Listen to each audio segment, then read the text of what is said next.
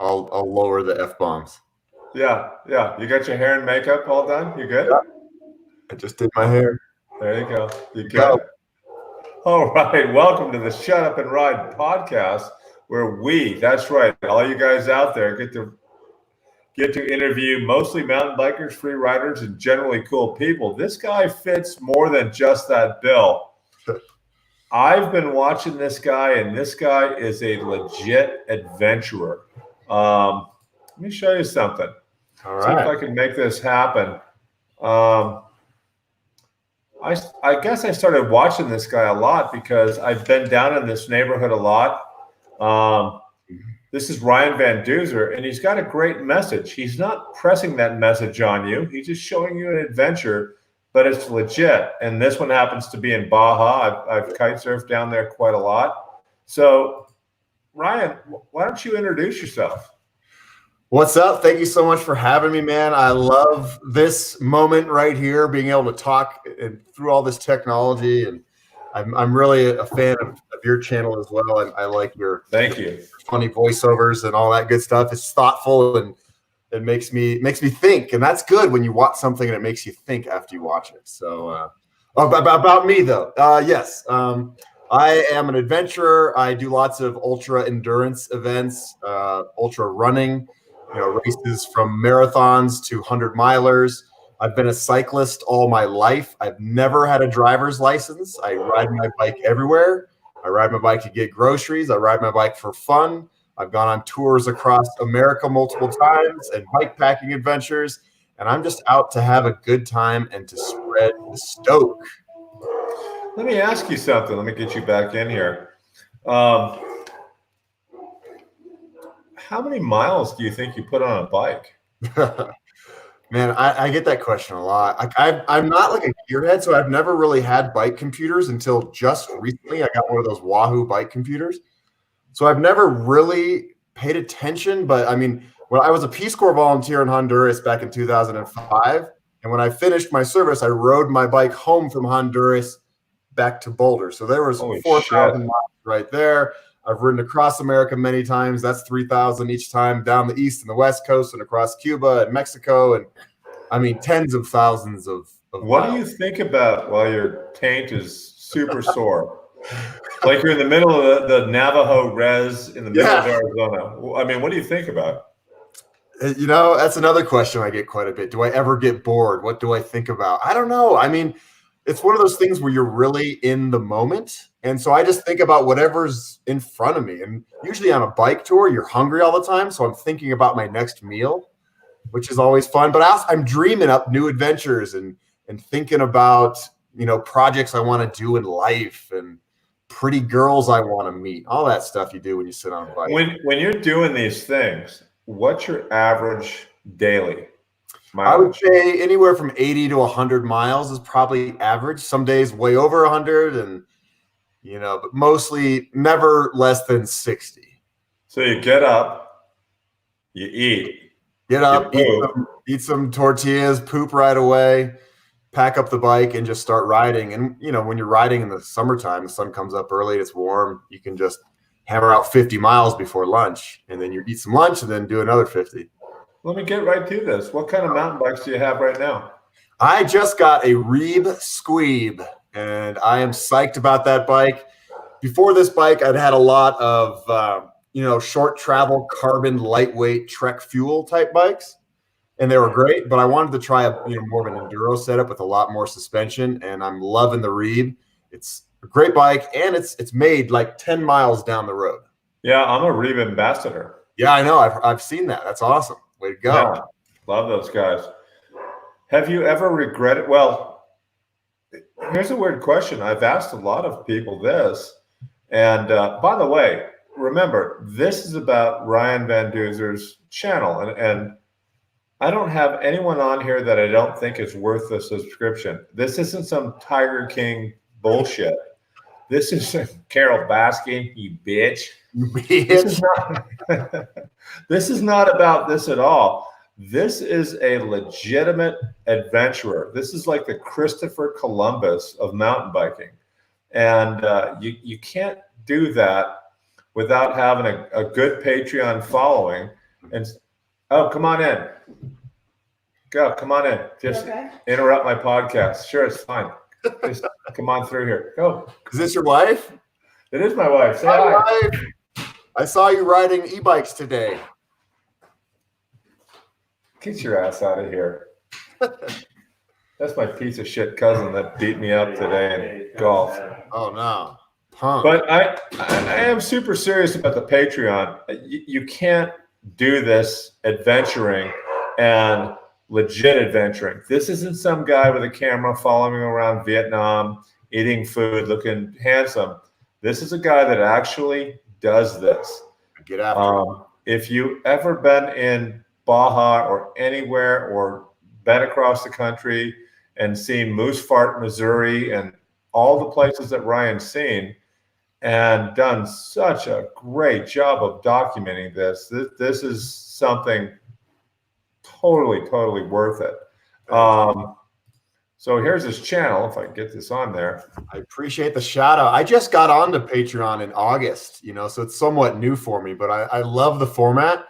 And what makes me the happiest about Patreon is that it's, we all know this, it's community funded. So I don't have to always be like, oh, Trek is sponsoring this video. I have to say really nice things about Trek. No, when Patreon it's all Patreon money. You can use whatever equipment you want and you can talk shit about it if it sucks. Exactly. And be genuine like you are. I mean, yeah, totally. Let me ask you this. So you spend a lot of time humping your bikes. Yeah. Do you get emotionally attached to them? Because like I'll ride I don't know how far I would ride a bike in the lifetime of my ownership. Mm-hmm. But yours is literally 30 times, 40 times. Do you get emotionally attached to your bikes? That's a really good question. I have two bikes that are really near and dear to me, and they're actually hanging on my ceiling. They're like a museum piece right now. One is a Trek 8000 that I bought when I was a Peace Corps volunteer in Honduras, secondhand from an NGO worker. I wanted like a good bike. I bought it for $500. So I rode that Trek 8000 for 2 years as a volunteer to all the communities where I worked, in the schools with the kids I worked with. And then that's the same bike that I rode home from Honduras to Boulder. And then I rode it from Maine to Key West. Stop. I want details. I had a Trek 8000. Did it have a shock in front? Yeah. It was probably a 2003 model. Was it blue? It was blue, yeah. And it had the red shock. Had that bike. Yeah. Now, this is one thing that we never have to think about as knucklehead mountain bikers. Like, you must wear stuff out all the way. Oh yeah. Like tires, that's tires to the tread. You can start seeing the tan canvas part under the Yeah, exactly. That's amazing. Yeah. And when you're riding through a country like Mexico, their bike shops aren't the same as ours. They don't always have everything that you need. So it's a little bit trickier to find replacement parts. Is there anything, do you fear for anything when you're going through these countries? I don't. And that's because I've spent a ton of time in Central America and Mexico. I speak Spanish. And I've found that traveling through those countries is a lot of times safer than traveling in the United States. We all hear bad news about Mexico and cartels and drug runners and banditos and all that stuff, but I've never had a bad experience. I've had amazing experiences. I'll show up into a small town and I'm like the only gringo they've ever seen, and I'm on a bike. They're like, where the hell did you show up from? And they'll let me camp in their backyard and they'll feed me meals. And this happens all the way through. That was like about 6 videos ago for you. That was one of the most fascinating things I saw. Yeah. I had somewhere to go and you kind of ruined that for me. I watched the whole thing, and you're quite a cinematographer. So I guess when I say selling a mountain bike, if you've done it, have you ever regretted it because you're emotionally attached to that, like the Trek 8000? Yeah. Which you haven't sold. Yeah, no, that one's hanging from my ceiling. It actually finally broke. It was my everyday commuter for years after all these adventures. I went grocery shopping with it. But the bottom bracket, like the frame, broke off when I was going up. Just collapsed. And then I made a video about it. And then the people at Trek saw that video. It went pretty viral. and then they gave me another bike, which was really cool. Yeah, it's pretty sweet. Are you a gearhead at all? Not really. I mean, I appreciate good quality craftsmanship and stuff. That's why I have a Reeb, but I don't know about all the latest and greatest. I don't read up on all the new shit, and if it works, it works, and that's I hear you. I hear you. Yeah. So the Ryan Van Duzer mountain bike company, what's it called?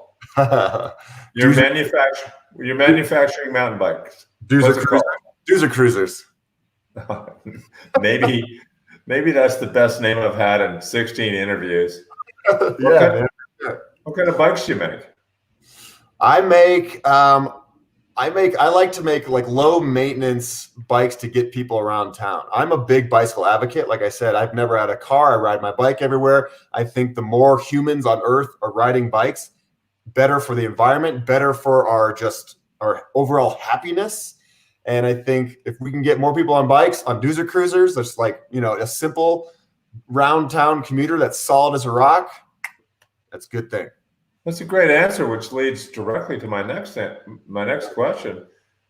What needs to change in the mountain bike industry, or even the bicycle industry in general? I mean, if anything.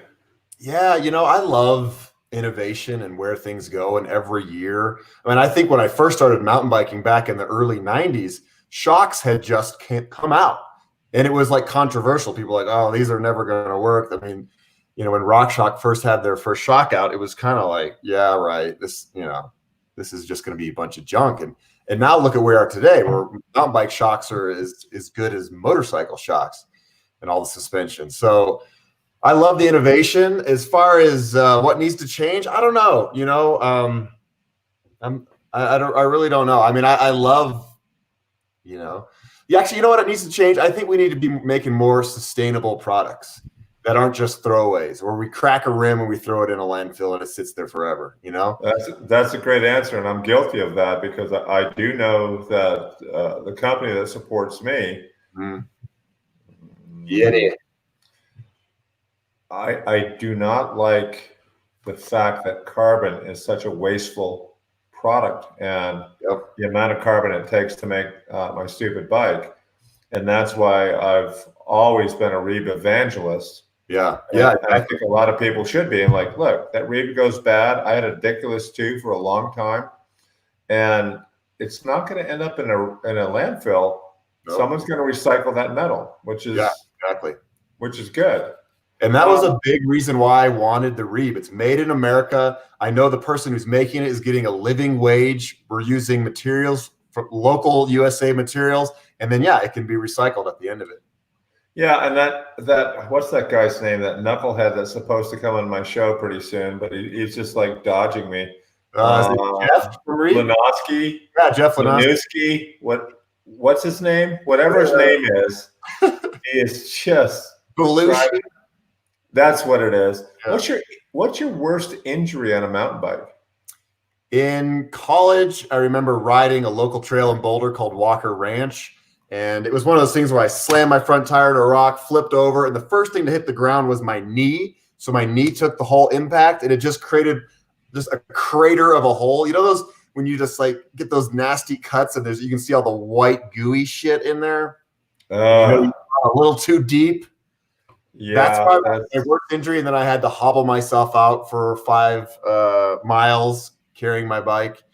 I'm glad that happened to you and not to me. Let me ask you something though, because your videos are so compelling. And the one I was showing, where you're going by a Baja landfill, and you're not being preachy. You're just saying, "Look at this." I'm just showing you this. Mm-hmm. But I wondered, like, do you worry about getting hurt when you're doing those big rides? There's a lot of things to worry about when you head out on a 3,000-mile journey or whatever it is. And you can't control everything. So, every day I wake up and I'm like, all right, here we go. Like, a lot of things could go wrong today, but let's hope that none of them do. Or if the worst comes to worst, it's I drop my water bottle and lose all my water. Because yeah, a big injury in the middle of a ride would suck, especially in a country like Mexico. I suppose you could paralyze yourself with all the fears that if you think about it all day, or you can get your ass out there and Totally. and I do get that. questions from people all the time because they watch my videos and they're like, I want to do what you do, but I'm so scared of this and this and this and this and this. They come up with 30 excuses for why they can't do it. And I get it. I get that fear is a big thing in Western culture, and the media plays a role in this. And don't go here, don't go there, don't ride your bike through Chicago or whatever it is. And if you listen to all that, you're never going to do anything. So my whole Let me stop you. I'm not. This is never political. Yeah. But you're someone that's been there. Do you think the media paints Mexico as worse than it is? Like, you're going to go down there, you're going to get murdered. Don't go down there. And the reason we don't want you to go down there is we'd rather have you go to Disney World in Florida. Yeah. Do you think that's a thing? They definitely paint Mexico in a bad light for sure. I'm not sure if it's because they want Americans to stay in America spending money at Disneyland. But, you know, with any type of news, bad news sells. You know, I got a degree in broadcast journalism, and I did internships at NBC in Denver. And there was always a slogan called, if it bleeds, it leads. So all the local news is just horrible, depressing news. Because why aren't you on the news? People love train wrecks, because I didn't want to be part of that. I wanted to make happy, inspirational news. So I did all this training to be a journalist. And I was like, this really isn't my style. I want to create content that educates people about different places around the world, inspires them to do different things, to be more environmentally conscious, or push themselves to a new physical challenge. Wow. What's the scariest trail you've ever ridden? Like, as far as like technical, scary? I guess that's one of the viewers out there right now live. The scariest trail, I mean, the whole enchilada at sections is pretty scary. I'm sure you've done that one. The lower Porcupine Rim. I'm going to do it with, I don't know if you know Shane, the Crashing Dad. Oh, yeah. Or RC, Outdoor Gold, those knuckleheads. I'm going to make them take me. I've seen Lenosky on that. Yeah. I have done the 24 hours of Moab when it was a thing. Yeah. And let me ask you this, and this is one of those show-ending questions if you get this wrong. Will you ever own a pedal assist mountain bike? For sure. I did a project with Bosch back in October, and I went to their headquarters in Southern California, and they gave us all these rad full suspension Bosch mountain bikes. And we got to ride with Hans Ray and Troy Lee. And we were just at this mountain bike park outside, I don't know where it was, called Skyview or something. And we rode these bikes up and down and up and down. It felt like skiing. We got to do so much more than we would have if we were pedaling real bikes. So to me, yeah, e-bikes means that you can just ride more. It's very simple. And I know there's people get all fussy about this, but I love e-bikes. It's crazy. You're the 16th guest on this show, and all but one person said no way, no how, never, not going to do it. Well, he had a legit reason, but all right. Here's bikes. Just, it opens up the world to more people to ride bikes, or maybe you get a little older and you want to keep up with your son or your daughter. Like, I got my mom an e-bike, not a mountain bike, but an e-bike, and now she can actually go on rides with me, whereas before she never could keep up with me. So yeah, I would tell the story about my wife and her bestie, a couple old ladies, but everyone gets pissed off when I repeat it the millionth time. Yeah. But they'll go for a 20-mile ride to happy hour. Yeah. All right. In the meantime, I'm done this section. Let's not forget, go ahead. I'm very serious. Go ahead and subscribe to Ryan's channel. All of the information is in the description of this channel, as well as his Patreon. Patreon is a big thing. If you want to see somebody do a real live Christopher Columbus, Vasco da Gama adventure, go look at this. And like I said, one of the things that really caught my eye about this was it's not preachy. He's just saying, hey, check this out. All right, let's get to the next section where very possibly you'll get thrown out of the podcast again. It's like a game show. I can make it another level. Cake or pie? Oh shit. I gotta say pie. Pumpkin pie for the win. Okay, we can keep going. All right, good. What are you not very good at? Just in life or in the bike world? You pick. Okay, I'm not very good at maintaining relationships for more than a year. Okay. Like with women, like romantic relationships. Yeah, I'm not good at it. Well, I'm the wrong guy to ask for that too. Here's the toughest question that I have, and what I've heard, and the people that have been interviewed, like, that was your best question, and it stymied me, but it's your best question. Tell me something that you think is true that almost nobody else agrees with you on.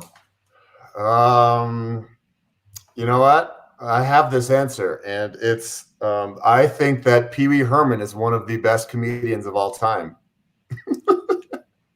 Paul Rubin is one of the best comedians of all time. He's one of the best. Not many people are on board with me. They're like, oh, he's a child molester. He's this. He's not that funny. He's a freak. Whatever. I think I can laugh to Pee Wee Herman all day long. Oh, God, yeah. Stop. So we're not doing that. We're not doing that. No, we're not going Pee Wee. What is your superhero name if you're a superhero? Captain America. What's your power? That's a good power. I think, my superpower in real life is that I'm a pretty optimistic guy, and I'm pretty positive. And I've been hit with a lot of crazy situations and challenges throughout my life. And I've gotten through it because of my attitude, really.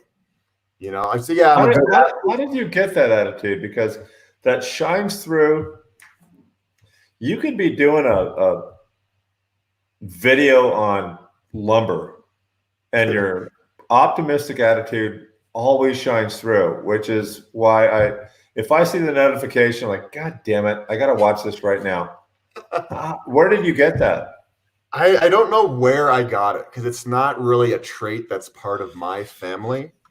But I just think I learned early on in life that there's two ways to look about things. You can kind of be grumpy and bitch about things, or you can be psyched about things and find joy in every situation, even if it's uncomfortable.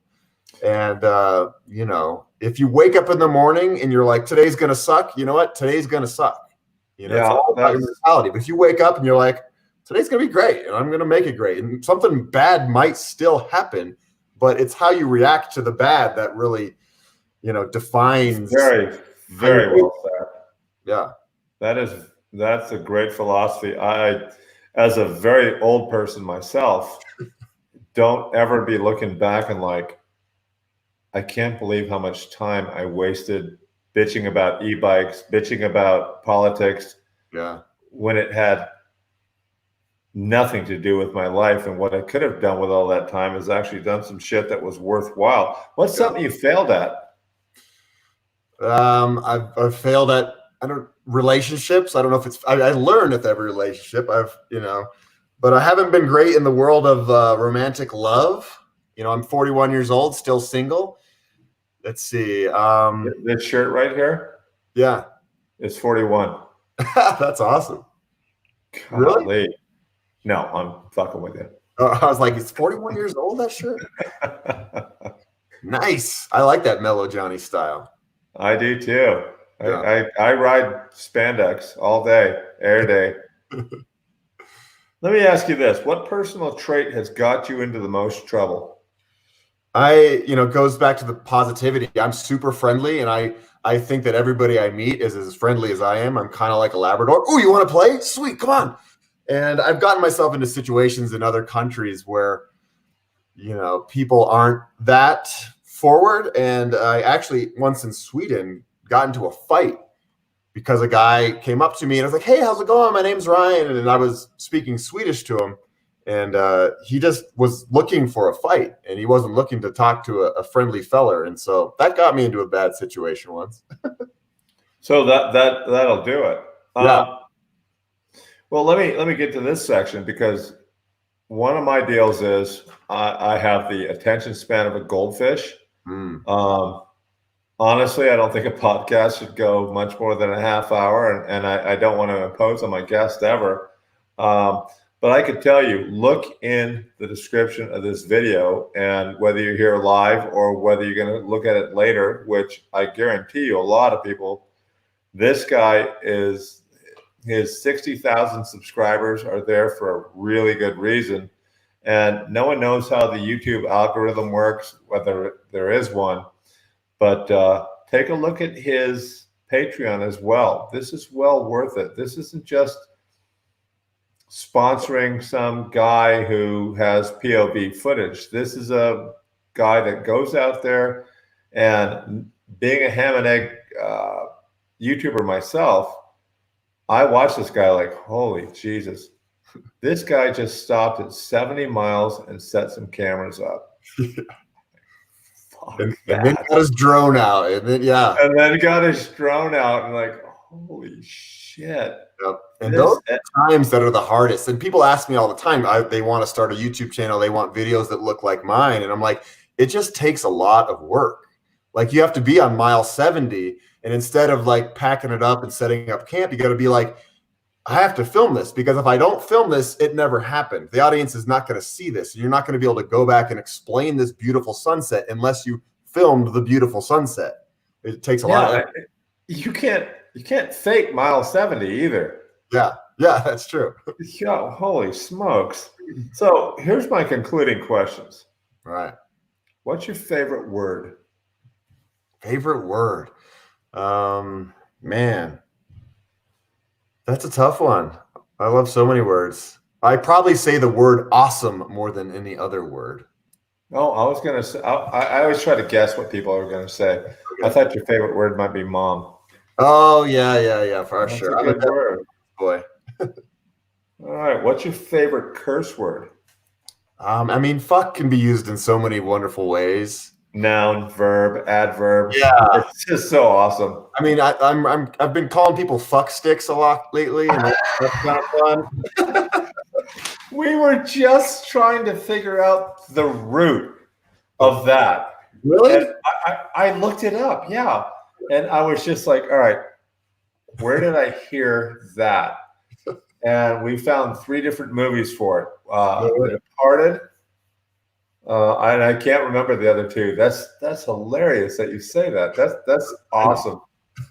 I'm so much waiting for that word to become part of at least the American vernacular. Like, hey, everyone says this word. Please stop acting like a Victorian English person. Like, oh my God. Yeah. And let me ask you this. My final question for you. Cool. Once again, Ryan, I so much appreciate you coming on and doing this. Absolutely. I'm having a great time. What profession other than your own would you like to attempt? You know, I think I'd be a great rock star. I have very good stage presence, but I cannot play a musical instrument to save my life. So some sort of a musician. And because musicians, not only can you go on stage, but you're like, you can really make an entire crowd of people have a really... Do you have musical talent? No, not at all. That's what I would love to do. Yeah, I can't play a kazoo. I mean, at all. I might be able to play a kazoo and a harmonica. But I just love music. You know, somebody that can just whip out a guitar around a campfire, or somebody that's on a stage in front of thousands of people. I mean, I have so much respect for musicians and what they do. My friend Leo wants to know, if you could only run or ride a bike, which one would it be? Oh, that's a good question. Shit. Running is so simple and easy. All you need is I have thoughtful subscribers. Yeah, you do. If I could only run or ride a bike. Okay, I'm going to go with riding a bike. Biking is definitely more fun. There's a lot of times I'm running on a trail and I'm having a good time and getting a good workout, but I'm like, this would be more fun if I was on a mountain bike. I hear you. Yeah. I hear you. So let me ask you this. Hang out with me for a second. I have to do my outro because I'm getting in big trouble with my brother. So thank you to Ryan Van Duzer. I'm so serious about this. This is so worth the subscription, the Patreon especially. You can't do this shit without having patrons. Yeah. So thanks for showing up. And don't forget, just shut up and ride. That's right.